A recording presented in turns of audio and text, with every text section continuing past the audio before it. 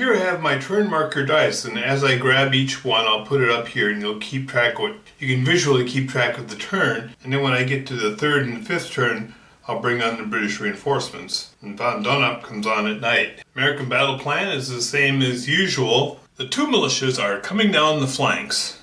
Ultimately, they're hoping to cut off the British supply. This time, the British plan is going to be basically Brandywine revisited. So Nafassen's going to come up and demonstrate in the center and send some troops with strength up here along Shoemaker's Mill Road, because that's the supply line. We're going to try and cut off the American supply. Howe, followed by Cornwallis when he arrives, will be heading up this way to capture that supply line and this supply line here. So the entire American army will be cut off, all of which works as long as the British don't lose their supply line. Let us begin. Turn 1.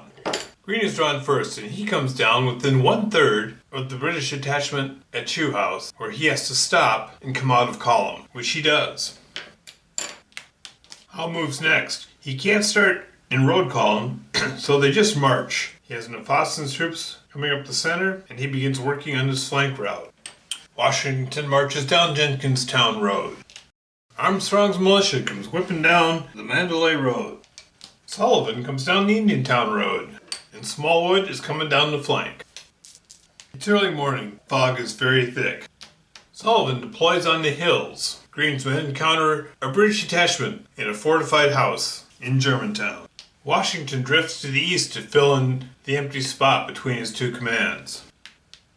Armstrong's troops are somewhat surprised to run into British troops on the road.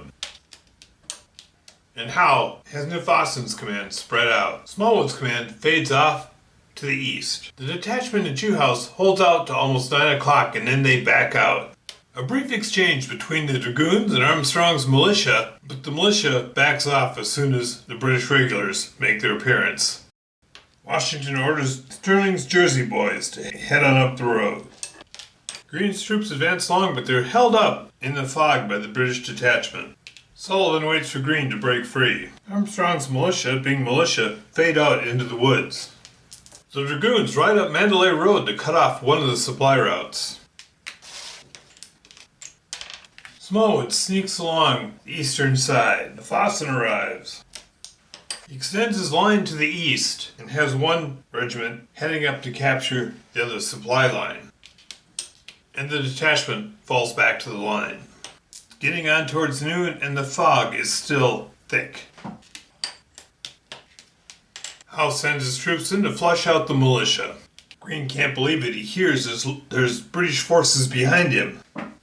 While one regiment heads up to capture the supply line, Nafassen begins a stronger drive on his right, where he actually has strength.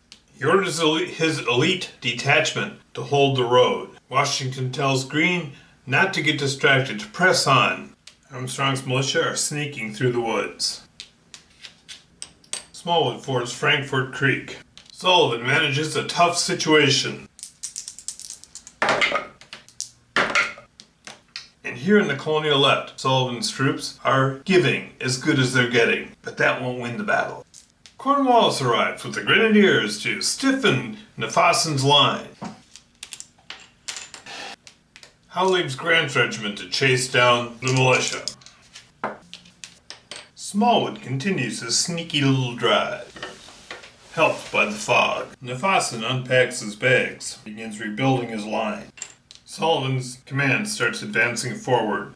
Armstrong shepherds his troops through the woods in the fog. Washington gets ready to attack. Green's troops attack. Grant's regiment's outflanked in the wood in the fog, and they're destroyed.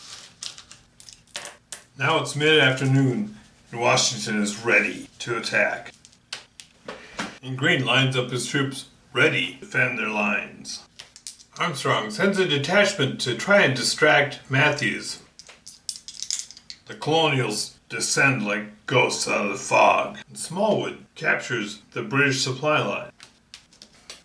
Nafassen should not have unpacked his bags so soon. This could be a problem. In the middle of the crisis, Cornwallis has to head back on down the road he just came from, try and free the line. House troops cross the Wissahickon, and Grant finally catches the militia. And Grant destroys the militia, but they make him pay for it. Now as evening comes on, it's not late yet, but with the fog it's already feeling like it's dusk. But the day's not over, and the British line, Nafossen's line, is going to be breaking here soon. The British flanking maneuver got hung up in the woods with the militia, and it doesn't look like it's going to come out well. Armstrong's militia detachment continues to harass the British troops. Feeling successful, Washington continues to push. Greene, in desperation, attacks. Smallwood also runs into the woods. Nafossen, the bags threatened by the colonial forces, packs up his bags. The British are forced back. Turn 6. American victory.